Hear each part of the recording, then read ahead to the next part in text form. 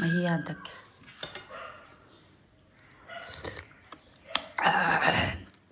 Ah.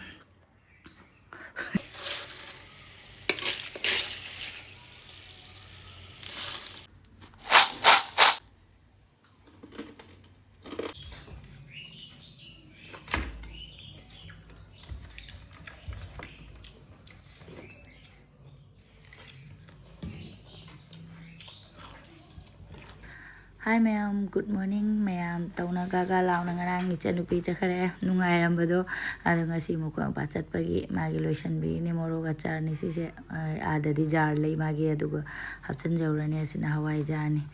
ichik chi yawrani doi mai cha khoi hum ta mungai haudore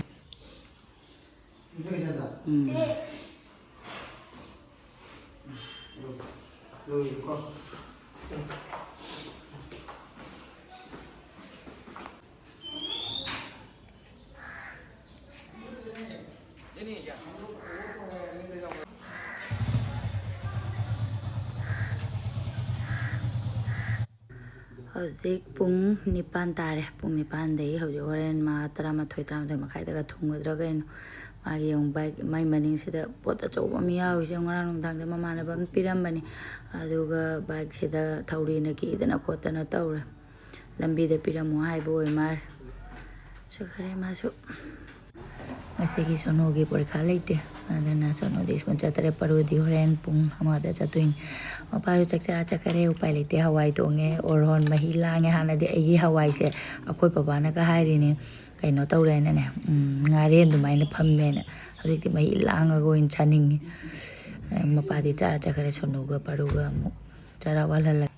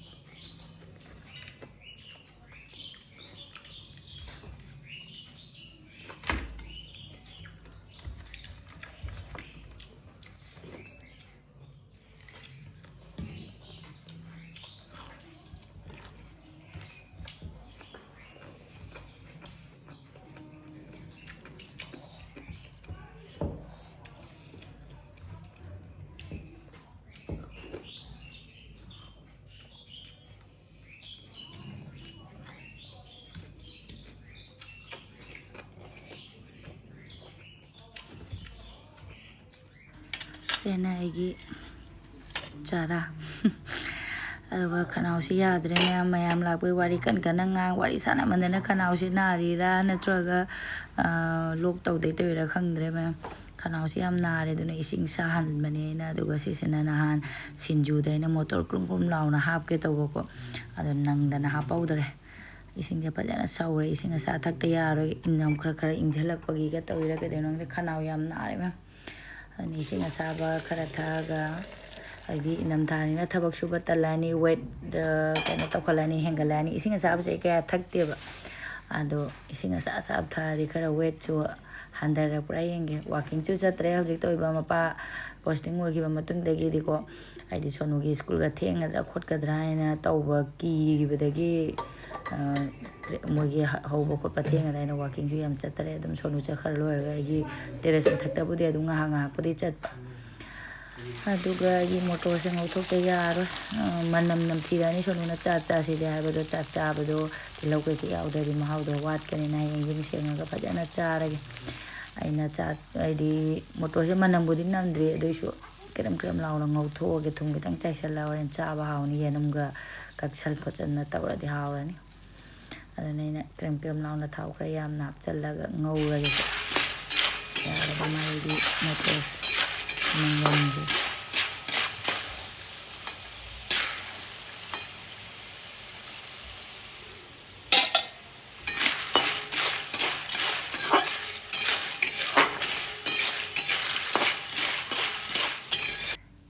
ꯊꯥꯎꯗ ꯉꯧꯔꯕꯅꯤꯅ ꯀ꯭ꯔꯦꯝ ꯀ꯭ꯔꯦꯝꯗꯤ ꯂꯥꯎꯔꯦ ꯍꯣꯔꯦꯟ ꯆꯥꯒ ꯆꯥꯕꯗꯁꯨ ꯍꯥꯎꯔꯅꯤ ꯈꯖꯤꯛ ꯈꯖꯤꯛ ꯍꯥꯞꯄꯒ ꯁꯤꯡꯖꯨ ꯃꯅꯥ ꯇꯥꯕꯤ ꯀꯣꯕꯤꯒꯗꯤ ꯂꯩ ꯁꯤꯡꯖꯨ ꯈꯔ ꯇꯧꯁꯤꯔꯥ ꯀꯩꯅꯣ ꯈꯪꯗꯦ ꯑꯗꯣ ꯊꯥꯎ ꯆꯤꯊꯣꯛꯑ ꯊꯝꯒꯦ ꯉꯥꯏꯍꯥꯛꯇꯤ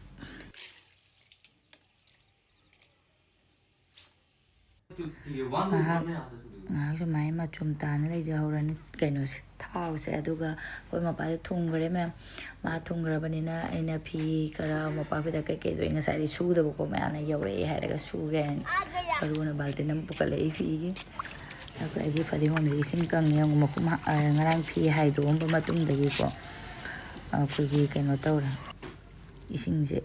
ꯀꯪꯕ ꯑꯗꯨꯃꯥꯏꯅ ꯇꯧꯔꯦ ꯅꯣꯡꯃꯗ ꯐꯅꯌꯥꯝ ꯋꯥꯡꯈꯠꯂꯝꯃꯤ ꯑꯪꯀꯜꯒꯤꯁꯤ ꯆꯥꯎꯈꯠꯂꯤꯁꯦ ꯐꯤ ꯂꯧꯊꯣꯛꯈꯤꯕꯗꯣ ꯑꯗꯨꯃꯥꯏꯅ ꯅꯍꯥꯟꯗꯩ ꯐꯤ ꯀꯨꯞꯁꯟꯅ ꯂꯩꯕꯗꯣ ꯏꯆꯥꯎ ꯆꯥꯎꯈꯠꯄ ꯉꯝꯗꯦꯔꯥ ꯀꯩꯅꯣ ꯑꯗꯣ ꯐꯤ ꯂꯧꯊꯣꯛꯈ꯭ꯔꯕꯅꯤꯅ ꯉꯔꯥꯡꯗꯒꯤ ꯉꯁꯤ ꯌꯧꯕꯗ ꯐꯅꯌꯥꯝꯅ ꯀꯩꯅꯣ ꯇꯧꯔꯝꯕꯩ ꯋꯥꯅꯦ ꯑꯗꯩ ꯏꯁꯤꯡ ꯈꯔ ꯈꯔ ꯈꯤꯛꯄꯤꯔꯦ ꯐꯤ ꯐꯧꯗꯣꯛꯀꯦ ꯍꯥꯏꯅ ꯀꯥꯈꯠꯂꯛꯄꯗ ꯏꯁꯤꯡꯁꯨ ꯈꯔ ꯄꯨꯈꯠꯂꯛꯄ ꯃꯊꯛꯇ ꯏꯁꯤꯡ ꯆꯥꯏꯕ ꯌꯥꯝ ꯋꯥꯏ ꯏꯗꯣꯝꯆꯥꯁꯨ ꯊꯥꯏꯔ ꯀꯩꯅꯣ ꯈꯪꯗꯦ ꯐꯤ ꯑꯩꯒꯤ ꯀꯩꯅꯣꯁꯤꯅ ꯀꯨꯞꯁꯜꯂꯝꯃꯤ ꯐꯤꯁꯤꯅ ꯑꯗꯣ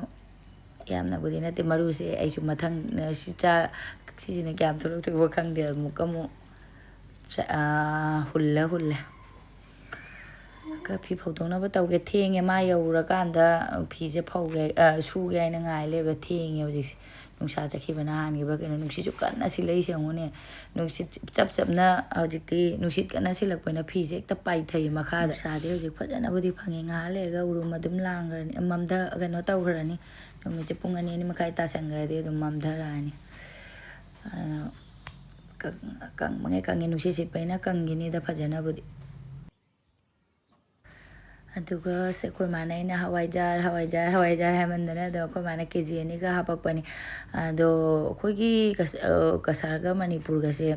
ꯇꯪꯈꯥꯏ ꯈꯦꯠꯅꯩꯅꯦ ꯄꯨꯔꯥ ꯏꯗꯣꯝꯆꯥꯅ ꯃꯅꯤꯄꯨꯔꯗꯗꯤ ꯂꯨꯄꯥ 100 ꯄꯤꯍꯧꯔꯦꯅ ꯍꯥꯏꯌꯦꯕꯀꯣ KGꯗ ꯍꯋꯥꯏꯖꯥꯔꯁꯦ ꯑꯗꯣ ꯑꯩꯅ ꯃꯟꯊꯣꯛꯀꯦ ꯇꯧꯕꯅꯦ ꯍꯋꯥꯏꯖꯥꯔꯁꯦ ꯐꯠꯇꯕ ꯌꯥꯝ ꯌꯥꯎꯔꯦ ꯅꯨꯡ ꯃꯥꯏꯕ ꯃꯇꯨꯝ ꯍꯋꯥꯏꯖꯥꯔꯁꯤꯗꯤ ꯑꯗꯨꯝ ꯑꯃꯣꯠꯄ ꯐꯠꯇꯕꯗꯤ ꯌꯥꯝꯕꯨꯗꯤ ꯌꯥꯎꯕꯅꯤ ꯍꯌꯦꯡ ꯃꯟꯊꯣꯛꯅ ꯊꯝꯃꯗꯤꯀꯣ ꯆꯥꯅꯤꯡꯕ ꯃꯇꯝꯗ ꯐꯨꯠꯂꯒ ꯆꯥꯕ ꯌꯥꯔꯦ ꯇꯤꯡꯁꯤꯜꯂꯝꯃꯒ ꯑꯗꯣ ꯑꯩꯁꯦ ꯉꯁꯤ ꯇꯤꯡꯁꯤꯔꯥ ꯍꯥꯏꯅꯗꯤ ꯈꯟꯕ ꯇꯤꯡꯉꯔꯣꯏ ꯌꯨꯝ ꯁꯦꯡꯉꯛꯑꯅꯤ ꯍꯌꯦꯡ ꯑꯃꯨꯛ ꯃꯄꯥ ꯃꯊꯪ ꯃꯇꯝ ꯂꯥꯛꯀꯅꯤ ꯍꯥꯏꯕ ꯃꯇꯝꯗ ꯑꯗꯨꯗ ꯇꯤꯡꯉꯒꯦ ꯑꯃꯨꯛ ꯐꯨꯠꯂꯒꯦ ꯍꯋꯥꯏꯖꯥꯔ ꯅꯍꯥꯟꯒꯤꯗꯣ ꯆꯥꯕꯗꯤ ꯄꯦꯜꯍꯧꯗ꯭ꯔꯦ ꯌꯥꯝꯗꯕꯅꯤꯅꯅꯦ ꯍꯧꯖꯤꯛ KG 2 ꯂꯩꯔꯕꯅꯤꯅ ꯆꯥꯅꯤꯡ ꯃꯇꯝꯗ ꯐꯨꯠꯄ ꯍꯥꯏꯅꯤ ꯆꯥꯕꯨꯗꯤ ꯆꯥꯅꯤꯡꯉꯦꯕꯀꯣ ꯑꯗꯣ ꯑꯃꯨꯛ ꯈꯔ ꯃꯇꯨꯡꯗ ꯐꯨꯠꯂꯒꯦ ꯅꯨꯡ ꯃꯇꯨꯝ ꯌꯥꯝ ꯌꯥꯎꯔꯦ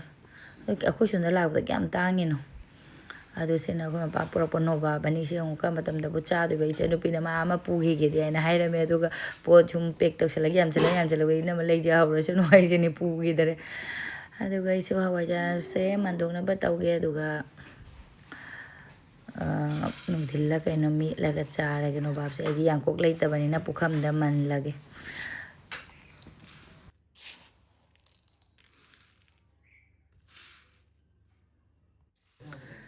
ꯁꯨ ꯈꯇꯪ ꯃꯟꯕꯗ ꯌꯦꯡꯉꯨꯅꯦ ꯐꯠꯇꯕ ꯌꯥꯎꯔꯤꯕ ꯃꯌꯥꯝꯁꯦ ꯌꯦꯡꯉꯨꯅꯦ ꯃꯥ ꯉꯛꯁꯝ ꯃꯔꯤꯕꯨ ꯅꯥꯏ ꯃꯌꯥꯝ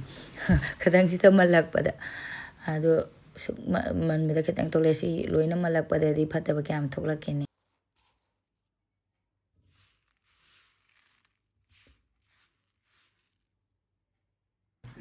ꯂꯣꯏ ꯉꯝꯃꯣꯏꯗꯣꯔꯤ ꯑꯩꯒꯤ ꯍꯋꯥꯏꯖꯥꯔꯁꯦ ꯃꯟꯕꯗꯕ ꯑꯁ ꯃꯌꯥꯝ ꯉꯛꯁꯝ ꯃꯔꯤ ꯐꯖꯅ ꯅꯥꯏ ꯐꯠꯇꯕ ꯃꯌꯥꯝꯁꯦ ꯌꯦꯡꯉꯨꯅꯦ ꯑꯩꯈꯣꯏꯒꯤ ꯀꯣꯂꯤ ꯍꯋꯥꯏ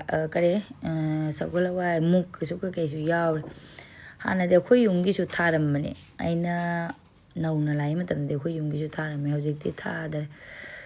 ꯍꯧꯖꯤꯛ ꯍꯋꯥꯏꯖꯥꯔ ꯊꯥꯕꯅ ꯀꯥꯟꯅꯗꯣꯔꯤ ꯐꯠꯇꯕ ꯁꯨꯛꯌꯥꯝꯁꯦ ꯑꯁ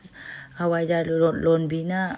ꯋꯥꯖꯔꯝꯗꯣꯏꯁꯦ ꯁꯨꯃꯥꯏꯅ ꯃꯜꯂꯒ ꯂꯣꯜꯂꯛꯄ ꯈꯣꯠꯂꯛꯄ ꯇꯧꯕꯁꯦꯗꯤꯕ ꯍꯣꯔꯦꯟ ꯄꯥꯔꯨ ꯁ꯭ꯀꯨꯜ ꯆꯠꯈ꯭ꯔꯒ ꯑꯃꯨꯛ ꯃꯜꯂꯒꯦ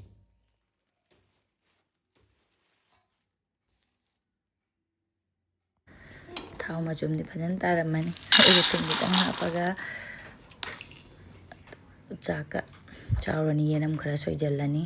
ꯇꯤꯜꯍꯧ ꯁꯣꯏꯗꯕꯤꯗ ꯊꯨꯝ ꯈꯤꯇꯪ ꯆꯥꯏꯁꯤꯜꯂꯒ ꯑꯗꯨꯒ ꯂꯣꯏꯅꯗꯤ ꯆꯥꯕ ꯉꯝꯃꯣꯏꯗ ꯑꯃꯨꯛ ꯍꯋꯥꯏ ꯊꯣꯡꯕꯒ ꯁꯤꯒ ꯄꯥꯟꯅꯗꯅ ꯑꯃꯨꯛ gas ꯀꯥꯔꯛꯇꯅꯅꯦ ꯊꯣꯛꯎꯔꯅꯤ Ngasi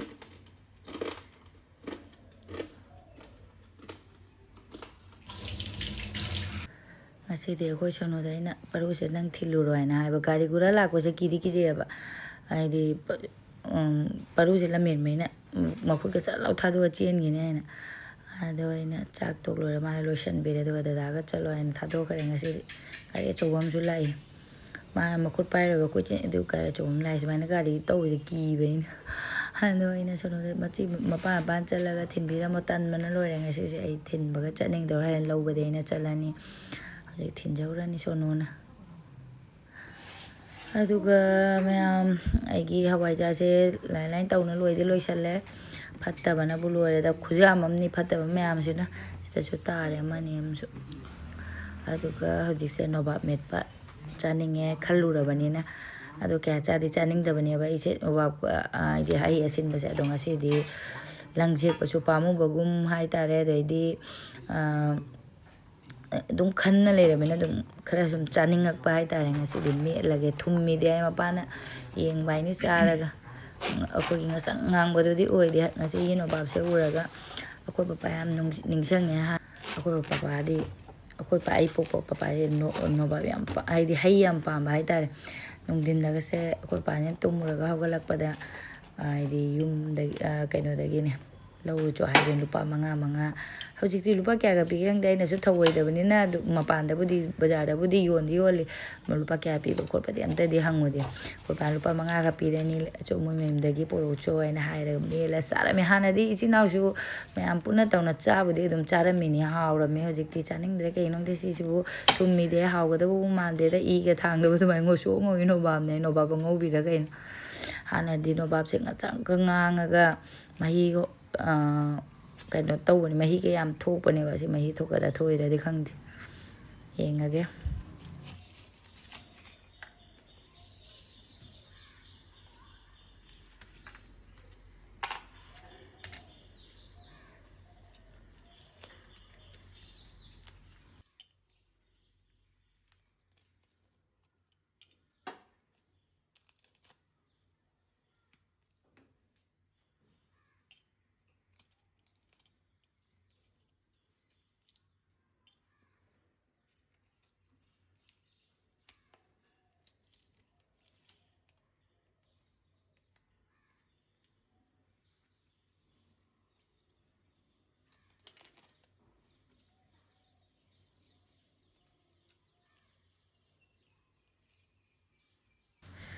nobab se thummi kai ona tina bra khangde khoi ma pa na hai min do sin mana bulo da tawise ado ina chini cha ma so ma kai ka hapchen ma no kai ra ga ne su yam tawai tawba katang thummal laga cha ra ga ne thum de ba ko se ki nobab se sin tak tawre ma yang ba cha di kyam haw do ino se pudina katang ha pa di si da ka pa di manam ga nung si bani ha poroi ka yam ta chini ga hap chale ai ga sonu ga tani cha ba ngamang ngamme aduga cha ba ngam da ma nge dum lang se khara mahi di fajana di thoe num glass man na ta khai bisida so no khoi bani samina sana ta sale kha ga ni lao jang cha che lao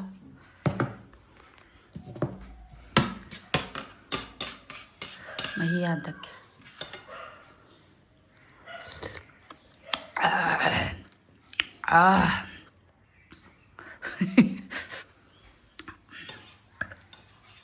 hai nè mahi se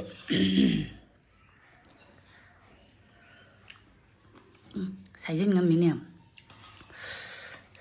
chụp thô thầm ai đi ngầm đều đi chụp thô tùy mấy gì hả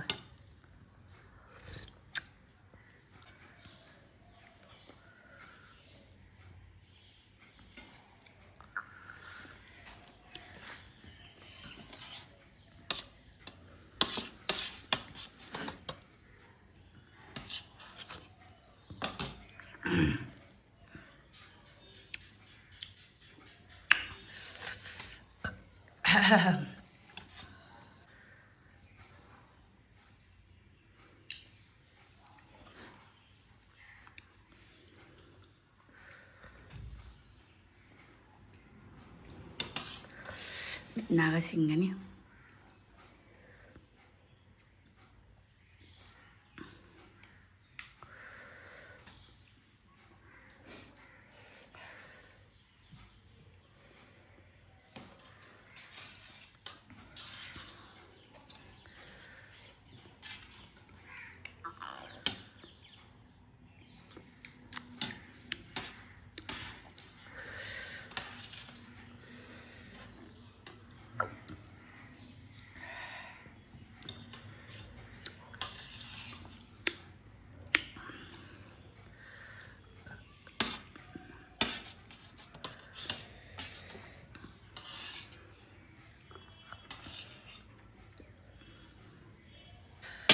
ꯈꯥꯔꯞ ꯇꯧꯅ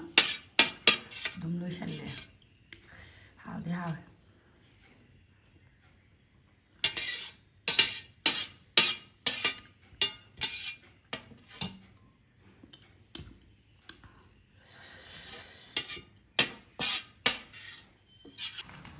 ꯃꯝꯊꯔꯦ ꯃꯌꯥꯝ ꯄꯨꯡ 4:30 ꯍꯦꯟꯈꯔꯦ ꯀꯥꯡ ꯆꯪꯉꯛꯑꯅꯤꯅ ꯄꯔꯗꯥꯁꯦ ꯑꯃꯨꯛ ꯆꯤꯡꯖꯟꯕꯅꯤ ꯑꯗꯨꯒ ꯄꯔꯨ ꯂꯧꯕ ꯆꯠꯂꯅꯤ ꯄꯨꯡ 5 ꯇꯥꯔꯛꯑꯗꯤ ꯄꯔꯨꯒꯤ ꯁꯨꯇꯤ ꯑꯣꯏꯔꯛꯑꯅꯤ ꯄꯨꯡ 5ꯁꯤꯗ ꯃꯝꯃꯤꯁꯦ ꯌꯦꯡꯉꯨꯅꯦ ꯑꯗꯣ ꯑꯉꯥꯡꯁꯦ ꯄꯔꯨꯍꯣꯏꯁꯦ ꯃꯣꯏ ꯅꯍꯥꯟ ꯑꯩꯅ ꯁ꯭ꯀꯨꯜꯗ ꯃꯌꯥꯝ ꯇꯧꯅ ꯁ꯭ꯀꯨꯜꯗ ꯍꯥꯏꯔꯕꯅꯤ ꯌꯥꯔꯣꯏꯗꯣꯔꯤ ꯃꯥꯜꯂꯦ ꯑꯗꯨꯝ ꯁꯨꯃꯥꯏꯅ ꯔꯨꯇꯤꯟꯁꯦ ꯑꯗꯨꯝ ꯂꯩꯗꯣꯏ ꯃꯥꯜꯂꯦ ꯀꯩꯅꯣ ꯂꯥꯏꯠꯀ ꯑꯝꯇ ꯂꯩꯇꯦꯅꯦ ꯁꯣꯔꯣꯛ ꯂꯝꯕꯤ ꯔꯣꯗ ꯃꯦꯟ ꯔꯣꯗꯇ ꯂꯥꯛꯑꯁꯨ